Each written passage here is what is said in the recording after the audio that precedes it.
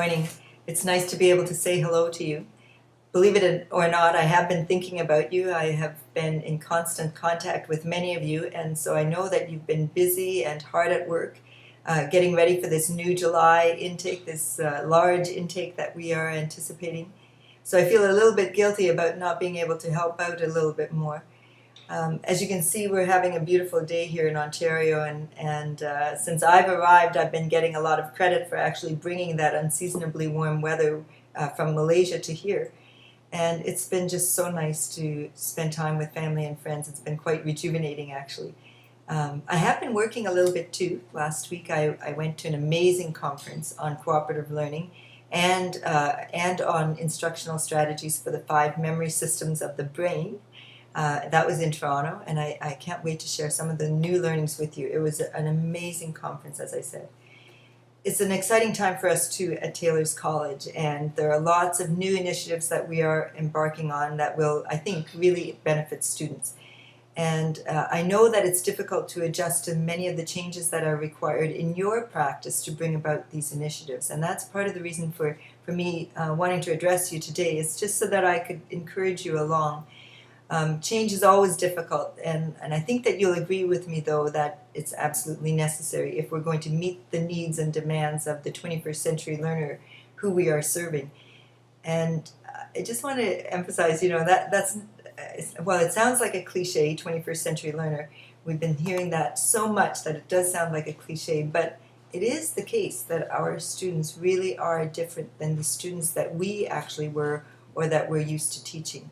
We do need to make changes to the way that we teach, as tough as that change is. I want to just pause for a minute and show you some of the books that I've been reading since leaving KL. This first one, The 6 Secrets of Change by Michael Fullan. Michael Fullan is an Ontario educator working out of OISE, University of Toronto, and he actually internationally has done work on change, particularly in the UK. And another book of his called Motion Leadership, The Skinny on Becoming Change Savvy. So I have read that book already.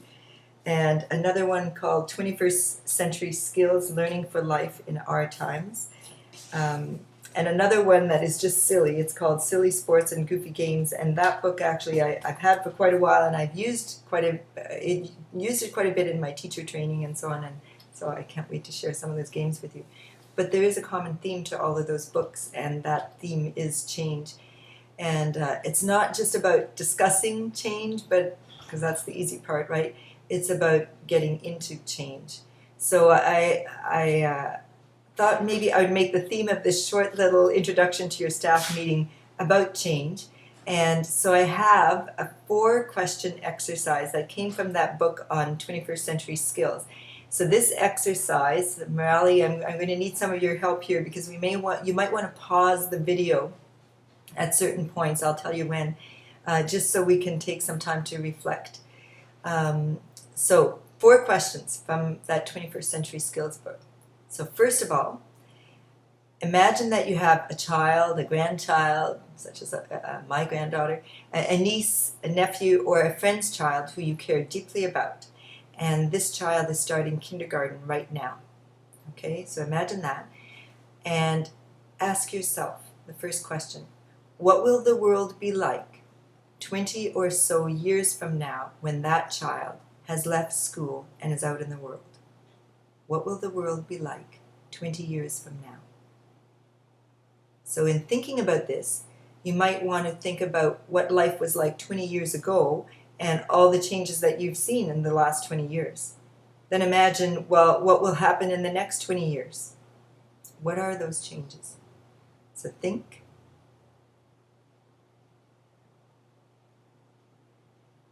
And now, I'm going to have you turn to, I have no idea what the format of this staff meeting is like. If I were there, you know that I would love to have you in groups of 4 and you'd be moving around and all sorts of stuff, but I don't know what the format is.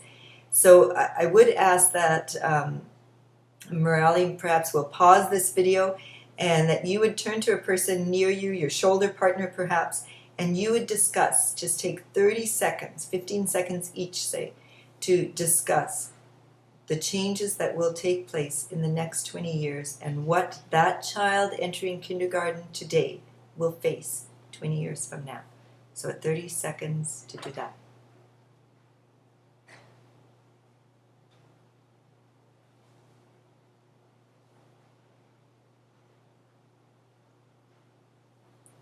And then a second question: what skills will your child need, this child who's in kindergarten, what skills will they need to be successful in this world you have imagined 20 years from now? So I want you to think about, you don't have to share this time, think about the skills that they will need 20 years from now. So just a think time, maybe we can pause.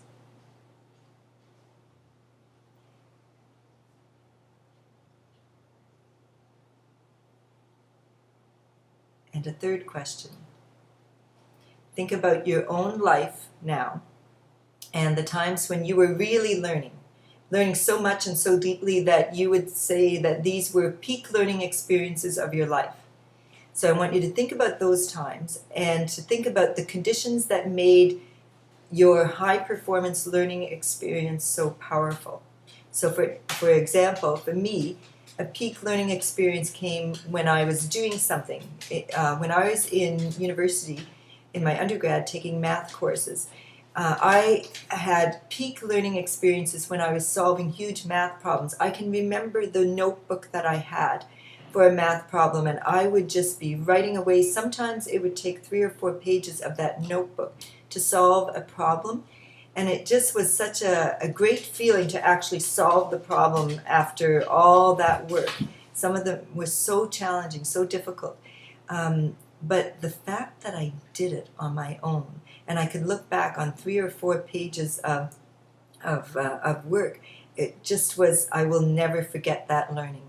Another peak learning experience might have been when I was learning to swim. I actually learned as an adult to swim. I decided that I would prepare for a triathlon, but of the 3 events in a triathlon, running, biking, and swimming, I didn't know how to swim.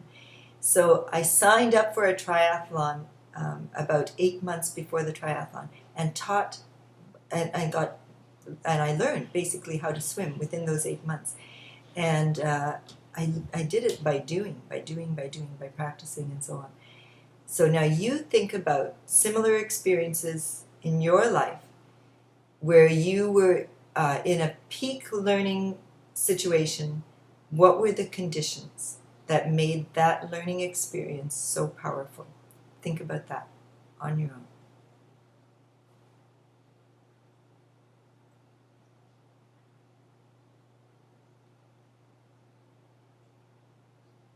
And the last question. Think about how students currently spend their time each day in school. So our students, are they listening to lectures most of the time? What do they do most of the time?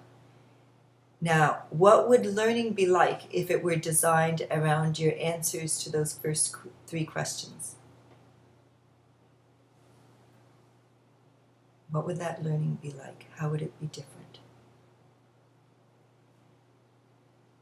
So at the end of those 4 questions, I guess what I'm saying is, do you see that change is necessary?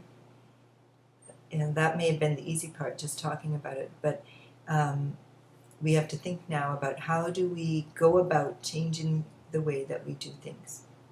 So I want to reassure you that as you try out all of these changes in your practice, whether it's blended learning or the iPad initiative or student-centered learning, all of these new things, problem-based learning now, a new one, I want to reassure you that you will have lots of support.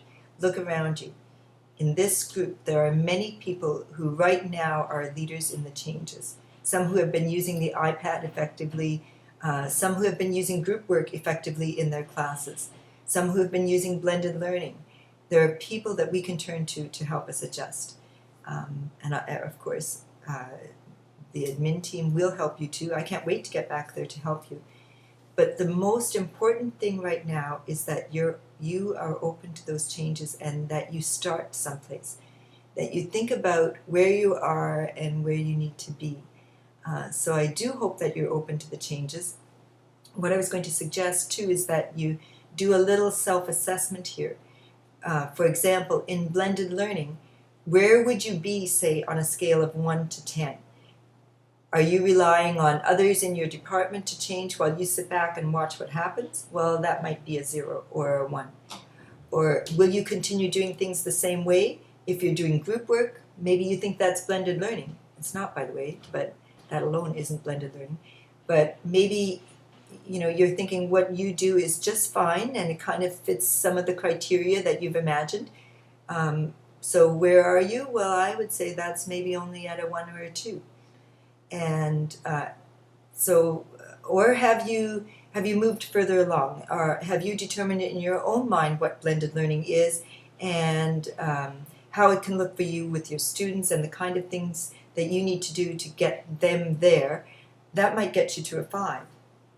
And if you're actually implementing some change in your practice on a regular basis, so for example, if every day or every week you are trying out one thing that takes you closer to how you imagine blended learning or student-centered learning or whatever it happens to be, well, that will get you closer to a 10. The important part here is you need to know where you are. And then once you know where you are, you'll need to know, you'll have a starting place and you'll be able to move further along towards the 10. And of course I'd be happy to help you with that, and so would others, many others in the room too. We're not going to be judging you for where you are right now, that's for sure. Our approach is definitely to develop capacity and to support you in moving along that continuum of change.